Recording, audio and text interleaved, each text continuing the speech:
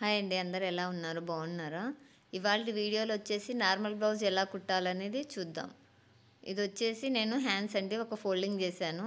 ఇది హెమ్మింగ్ కోసం వచ్చేసి ఫస్ట్ ఒక ఫోల్డింగ్ చేశాను. తర్వాత వచ్చేసి ఇది హెమ్మింగ్ కోసము మరొక ఫోల్డింగ్, అంటే ఫస్ట్ పావు ఇంచు ఫోల్డింగ్ చేశాను. తర్వాత వచ్చేసి హాఫ్ ఇంచు ఫోల్డింగ్ చేస్తున్నాను. ఇలా నేను ఈ ఫోల్డింగ్ వచ్చేసి లాంగ్ కుట్టు పెట్టేసి చేస్తున్నానండి. ఇది హెమ్మింగ్ తర్వాత ఈ కుట్టు అనేది తీసేసుకుంటాను.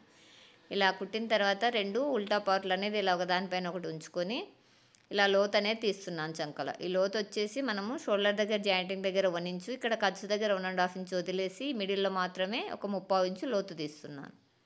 ఇలా అటు 1.5 ఇంచు వదిలాను, షోల్డర్ సైడ్ 1 ఇంచు వదిలేసి మిడిల్లో మాత్రమే 3/4 ఇంచు వరకు ఇలా లోతు తీసాను.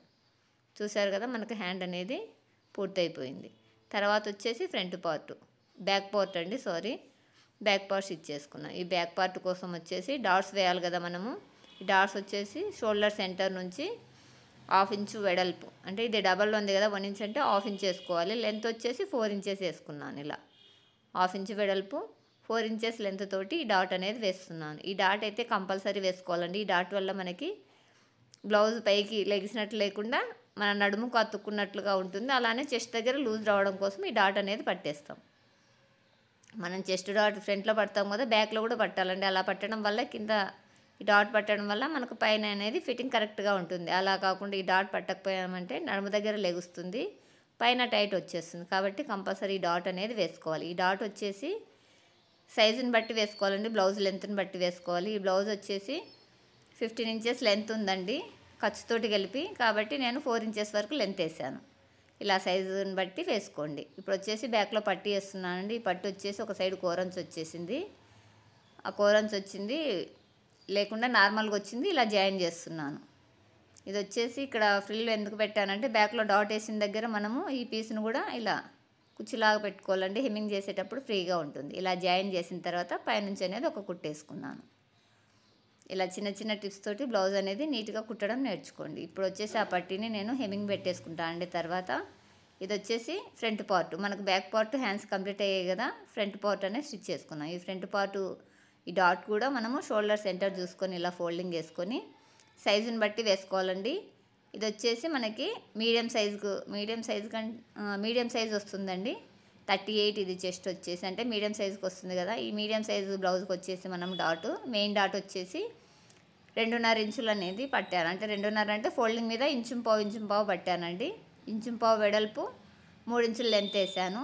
అలానే ఉక్సులు పట్టి సైడ్ డాట్ కూడా పట్టేసుకున్నాను. ఉక్సులు పట్టి సైడ్ డాట్ వచ్చేసి 2.5 ఇంచుల వెడల్పు, పావు ఇంచు వెడల్పు, 2.5 ఇంచుల పొడి వేసానండి. అలానే చంక సైడ్ డాట్, మెయిన్ డాట్ని పట్టేసుకున్నామంటే మనం చంక సైడ్ డాట్ను కూడా సేమ్ అది ఎక్కడ ఫోల్డింగ్ పడుతుందో అక్కడ వేసేసుకోవాలి. అలానే రెండో పీస్ను కూడా సేమ్ మన ఫస్ట్ పీస్ ఎలా కుట్టామో అలానే ఇంచు పావు వెడల్పు 3 ఇంచుల పొడవు అనేది వేస్తూ ఈ డాట్ని అనేది పట్టేస్తున్నాను. ఇదైతే కరెక్ట్ షోల్డర్కి సెంటర్ రావాలండి.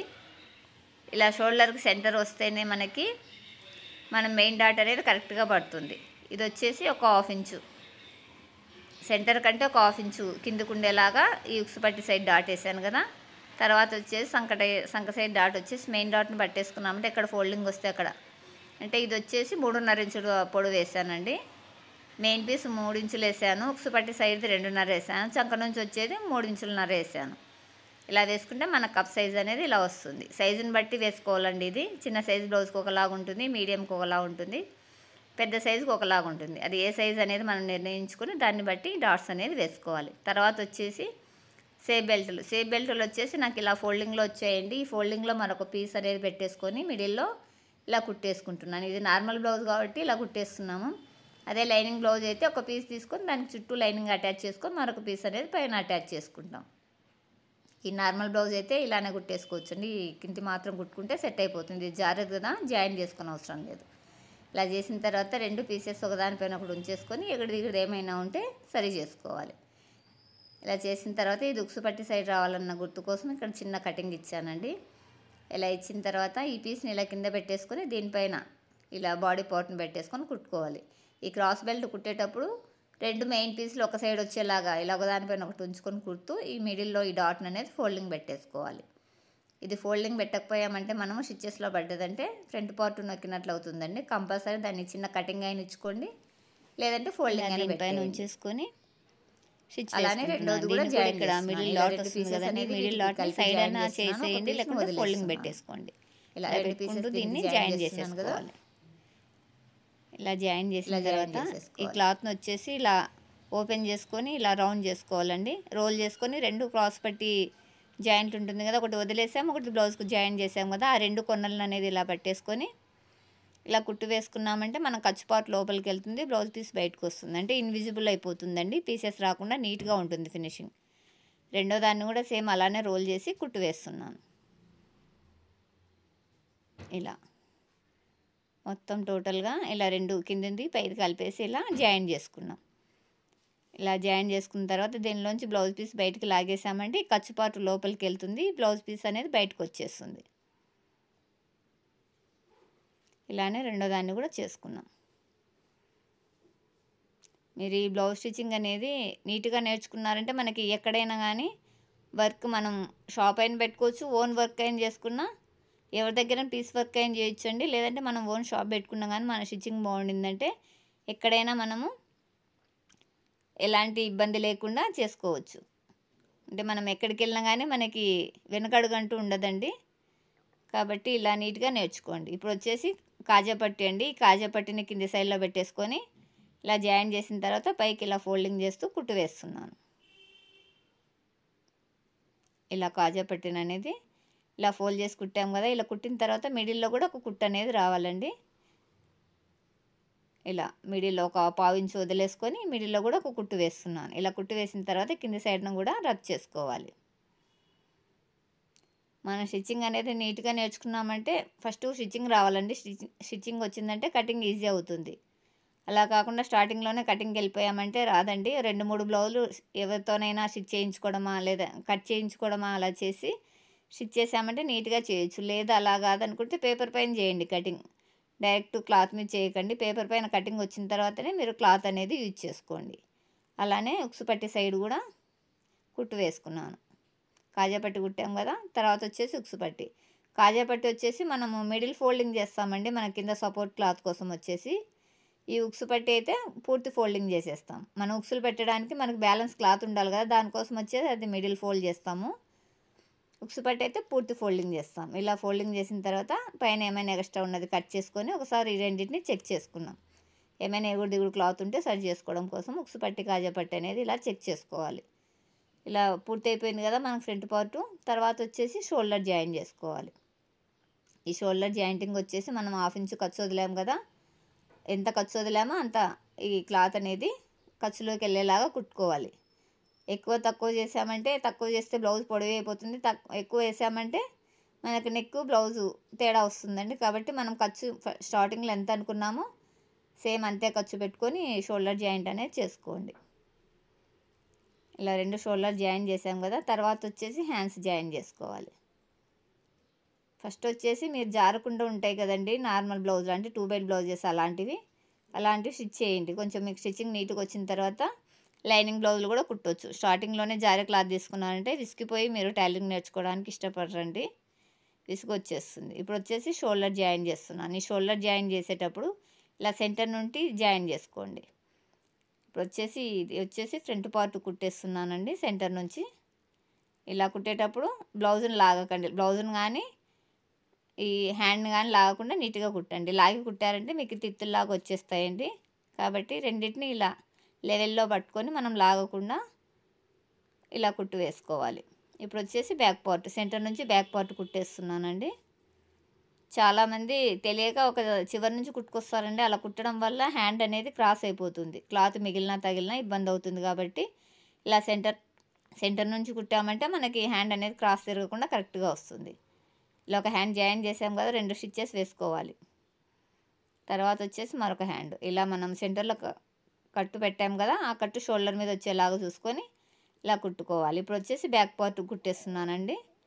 షోల్డర్ సెంటర్ నుంచి బ్యాక్ పార్ట్ కుట్టేసాను. తర్వాత వచ్చేసి ఫ్రంట్ ఇలా ఈ మిడిల్ నుంచి ఫ్రంట్కి కూడా ఒక కుట్టు వేసుకున్నాం. స్టార్టింగ్ కుట్టు ఇలా మిడిల్ నుంచి వేయాలండి. రెండో కుట్టు మనం చివరి నుంచి వచ్చినా పర్లేదు. అలా కాకుండా మీరు ఒక వారం నుంచి కుట్టారంటే హ్యాండ్ తక్కువ పడినప్పుడు ఒక సైడు పూర్తిగా తక్కువ పడిపోతుంది, ఎక్కువైనప్పుడు మిగిలిపోతుంది. అలా కాకుండా సెంటర్ నుంచి చేశారంటే 2 సైడ్లు సేమ్ వస్తుంది కదా, మనకి హ్యాండ్ కుట్టినప్పుడు కరెక్ట్గా వస్తుంది. ఈ సెంటర్ కుట్టేటప్పుడు కూడా చూసుకోండి, ఫ్రంట్ బ్యాక్ మనం లోతు తీసింది ఫ్రంట్కి రావాలన్నట్లు గుర్తుపెట్టుకొని ఫ్రంట్కి వచ్చేలాగా వేయండి. అలా కాకుండా ఈ లోతు తీసింది బ్యాక్లో పడ్డదంటే మనకు బ్లౌజ్ వేసుకున్నప్పుడు బ్యాక్లో లాగినట్లు అవుతుందండి. అదనేది గుర్తుంచుకోండి. బిగినర్స్ చాలా వరకు కన్ఫ్యూజ్ అయిపోయి ఫ్రంట్కు బ్యాక్ వేసేస్తుంటారండి. అలా కాకుండా మీరు ఫ్రంట్ లోతు తీసినప్పుడు అక్కడ ఒక మార్కింగ్ చిన్న కటింగ్ అని ఉంచుకోండి, లేదంటే మార్కర్ తోటి మార్కింగ్ వేసుకోండి. మీకు అప్పుడు గుర్తు తెలుస్తుంది ఇది ఫ్రంట్కి రావాలన్నట్లు. ఆల్రెడీ ఎక్స్పీరియన్స్ ఉన్న వాళ్ళకైతే తెలిసిపోతుందండి లోతు తీసింది తీయండి, కానీ బిగినర్స్కి ఆ విషయం తెలియదు కదా, కాబట్టి ఒక చిన్న గుర్తు అనేది ఉంచుకోండి. ఇప్పుడు వచ్చేసి 2 హ్యాండ్స్ జాయిన్ చేసాం కదా, తర్వాత వచ్చేసి ఈ మిగిలిన పీస్లో నేను నెక్ పీసెస్ అనేది కట్ చేస్తున్నాను. నెక్ పీసెస్ వచ్చి మనకు క్రాస్లో రావాలండి. స్ట్రైట్లో వేసామంటే నెక్ రౌండ్గా తిరగదు, కాబట్టి ఇలా క్రాస్లో తీసుకోండి. ఇది వచ్చేసి నేను వచ్చేసి ఇంచు వెడల్పు తీసుకుంటానండి. బిగినర్స్కి అయితే ఇంచు వెడల్పులో కుట్టలేకపోవచ్చు, ఇంచు పావు ఇంచున్నర తీసుకోండి. కొంచెం అలవాటు అయ్యే వరకు క్లాత్ అనేది కొంచెం ఎక్కువే తీసుకోండి. ఇలా నేను 3 పీసెస్ డబల్లో కట్ చేసుకున్నాను, అంటే మొత్తం 6 పీసెస్ వచ్చాయి. వీటిని నేను జాయింట్ పెట్టేసుకుంటున్నాను.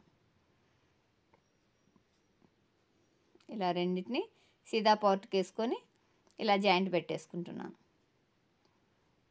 ఈ రౌండ్ నెక్కి అయితే కంపల్సరీ క్రాసే ఉండాలండి పీసు. ఒకవేళ క్రాస్ లేదంటే స్ట్రైట్ అయినా తీసుకొని అక్కడక్కడ చిన్న ఫ్రిల్స్ అనేది పెట్టుకోవాలి.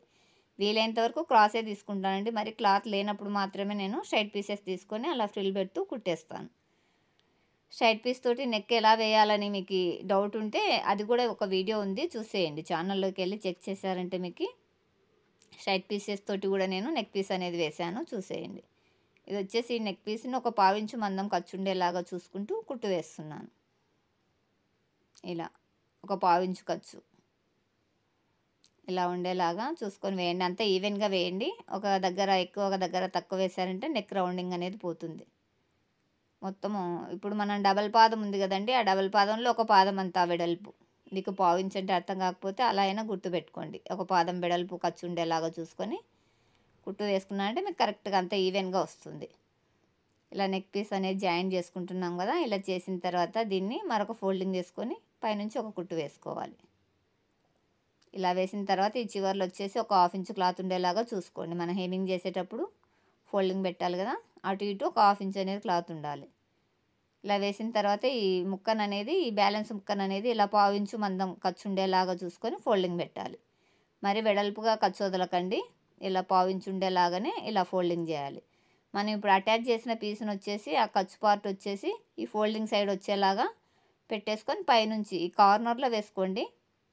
అంటే ఇప్పుడు మనం మిషన్ కుడుతున్నామంటే మనకి లెఫ్ట్ సైడ్ వచ్చేలాగా కుట్టు వేసుకోవాలి. ఈ కుట్టు వచ్చేసి లెఫ్ట్ సైడ్ కార్నర్కి వచ్చేలాగా, మన హ్యాండ్కి లెఫ్ట్ సైడ్ వస్తుంది కదా, అటు సైడ్ వచ్చేలాగా ఈ కుట్టు అనేది వేసుకోవాలి.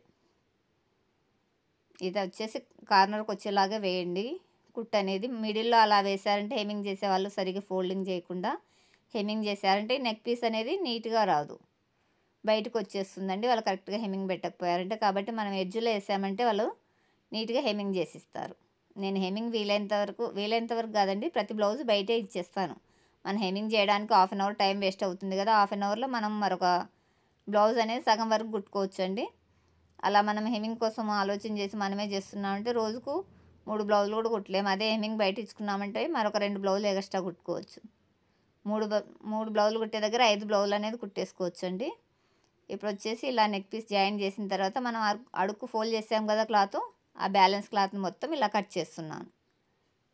ఇది అనేది ఎక్స్ట్రా క్లాత్ని మొత్తం కట్ చేసామంటే మనం హెమ్మింగ్ పెట్టినప్పుడు ఫినిషింగ్ నీట్గా ఉంటుందండి. అలా కాకుండా ఇలానే ఫోల్డ్ చేసి కుడితే ఇదంతా బయటకు వచ్చేసి మనకు పీసులు వస్తాయండి. కాబట్టి మనం నీట్గా ఎడ్జ్ కట్ చేసుకోవాలి.